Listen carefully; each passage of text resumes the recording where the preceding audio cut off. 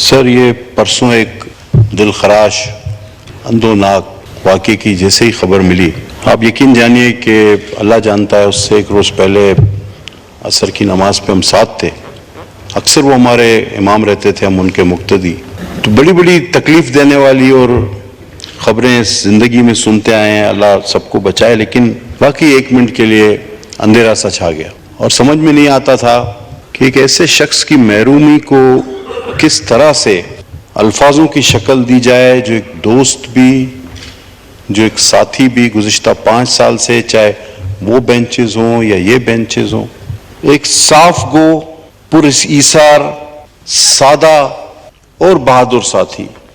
بہت کم لوگ ایسے آپ کو ملتے ہیں جن کی صفات بیان کرتے ہوئے شاید آپ کے الفاظ آپ کا ساتھ چھوڑتے جاتے ہیں۔ تقاضا تو یہ ہے کہ سب سے پہلے ہم ان کے لواحقین، اہل خانہ سے تعزیت کا اظہار کریں، اور پھر اس جید عالم سے محروم ہونے پر ان کی جماعت کو بھی ہم اپنی ہمدردی کا احساس دلائیں کہ جی مفتی صاحب صرف آپ کا اثاثہ، آپ کا قیمتی سرمایہ نہیں، بلکہ ہم سب کے قیمتی سرمایہ تھے۔ مفتی صاحب سے کیبنٹ ہو یا نجی طور پر، اگر ہم کیبنٹ سے باہر اسمبلی میں 4 سال تو وہاں گزر گئے، بڑا قریبی تعلق رہا۔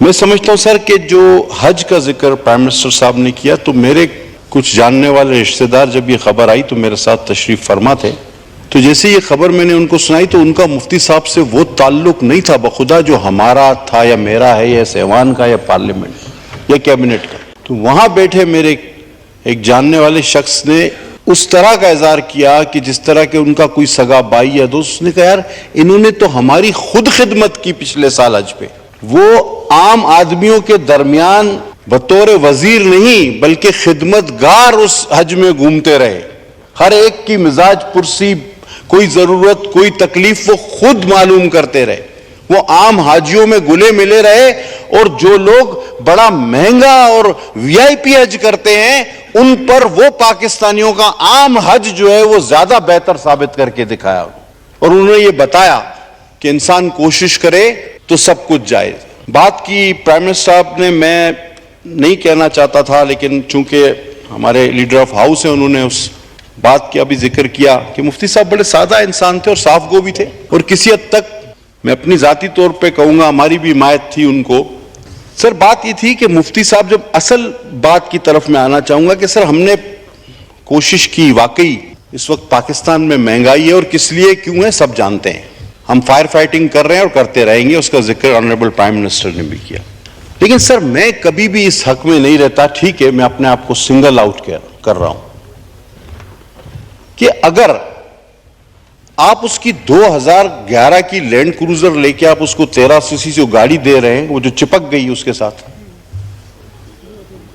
وہ گاڑی تو یہ جو پاکستان میڈ گاڑیاں ہیں ان کا تو بلون بھی نہیں کھلتا، اور اس کو تو سائیکل ٹکر مارے تو یہ الٹ جاتی ہے، تو یہ جو آپ نے 2011 کی لینڈ کروزر لے کے سب سے آسٹیریٹی یہ کھڑی کر دی ہے، تو یہ کھڑے کھڑے خراب ہوتی رہے اور یہ وزیر اس طرح مرتے رہے۔ ایک اگر اس کے پیچھے اسکواڈ ہوتا تو اس کو عزت سے اسپتال تو لے جاتا، اس کو تھریٹ بھی تھے، سب کو ہیں، ہم نے ہم وہ نہیں جو طالبان کو پناہ دے رہے ہیں، ہمیں تو تھریٹ ہوں گے، ہم ہاسٹیلیٹی کرنا چاہتے ہیں، ہم اس قوم کے غم میں برابر کے شریک ہیں، لیکن جب آپ ہم سب کسی کو کہتے ہیں کہ ہماری تنخواہ 1,68,000 روپے، تو وہ آپ کے مسکرا کے معنی خیز مسکراہٹ سے نہیں دیکھتا کہ یار اس کو دیکھو، ان کو دیکھو، یہ کہہ رہے ہیں ہماری تنخواہ 1,68,000 ہے۔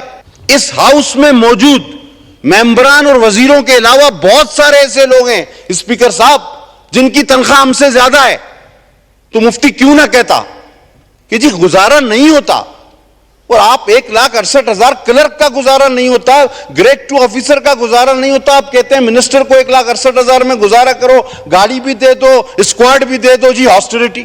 اب مفتی صاحب کی طرح کے پاس میری طرح کوئی لینڈ کروزر 2020 کی ہے مرسیڈیز تو نہیں کھڑی تھی کہ آپ کی 2011 کی وہ لینڈ کروزر واپس کر کے دوسرے دن 2022 کی لینڈ کروزر میں یا 500 ACL مرسیڈیز میں آ جاتے کہ جناب آپ نے گاڑی لے لی، میں یہ آسٹیریٹی کر رہا ہوں نا، 2011 کی لینڈ کروزر واپس، میں مرسیڈیز یا لینڈ کروزر میں یا رینج روور میں آ گیا۔ تو انہوں نے ٹھیک کہا، اور یہ سوچنے کا مقام ہے ہمارے لیے کہ ہم جس چیز کو آسٹیریٹی کہہ رہے ہیں وہ کہیں ہاسٹیلیٹی سے ہٹ کر کچھ اور تو نہیں بن رہی۔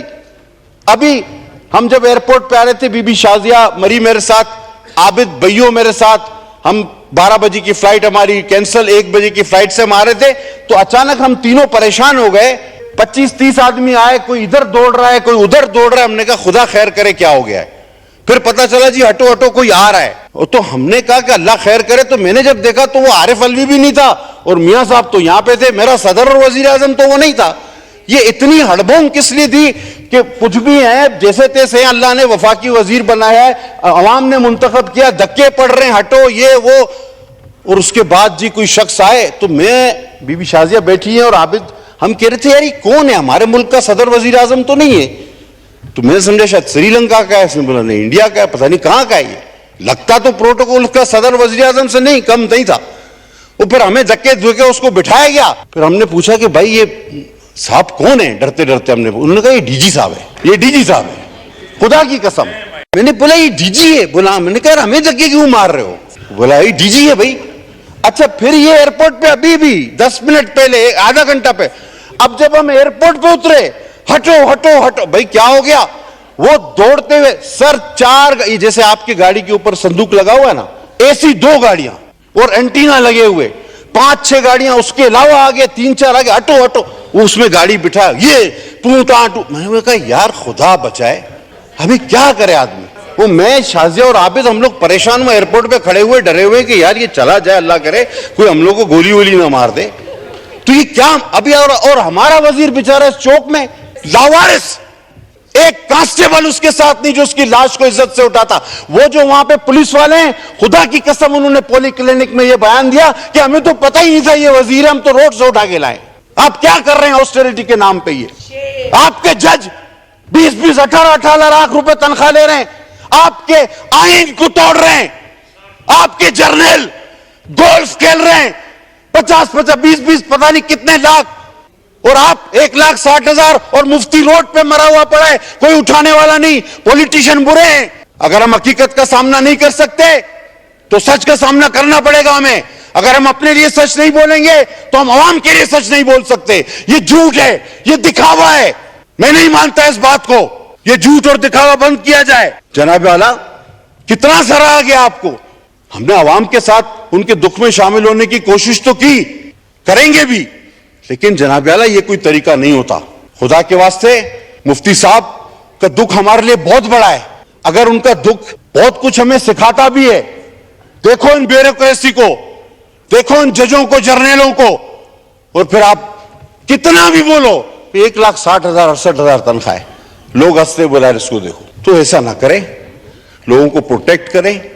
ہم عوام کے غم میں شریک ہیں. ہم تو 24 گھنٹہ عوام کی اب مفتی صاحب کہاں جا رہے تھے کوئی پتہ ہے؟ وہ اپنے دفتر جا رہے تھے آفٹر تراویح. جس طرح انہوں نے بتایا کہ حج کے لیے وہ 20-20 18-18 گھنٹے کام کرتا تھا، وہ رات کو اپنے دفتر جا رہا تھا. اس کے لیے کوئی تو سہولت ہوتی. اس عبادت گزار درویش منش انسان کے لیے میری ان سے بڑی قربت تھی. بڑی باتیں اور وہ لوگوں کو بھی بات کرنی ہوگی.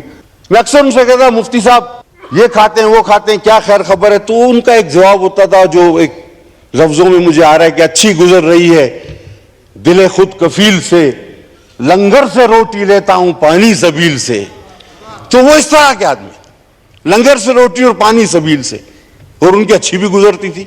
خدا تعالیٰ ان کے درجات کو بلند فرمائے. اور یقیناً ایسا صاف گو، ہمت والا، انتہائی ایماندار، عبادت گزار شخص، یقیناً میرا پروردگار اس کے گناہوں کو معاف کرے اور اس کے درجات کو بلند سے بلند فرمائے. میں تعزیت کروں گا اس کے گھر والوں سے، ان کی جماعت سے، اور یہ اپیل کروں گا سر کہ ہمیں حقیقت پسند ہونا چاہیے، ہمیں دکھاوا پسند نہیں ہونا چاہیے.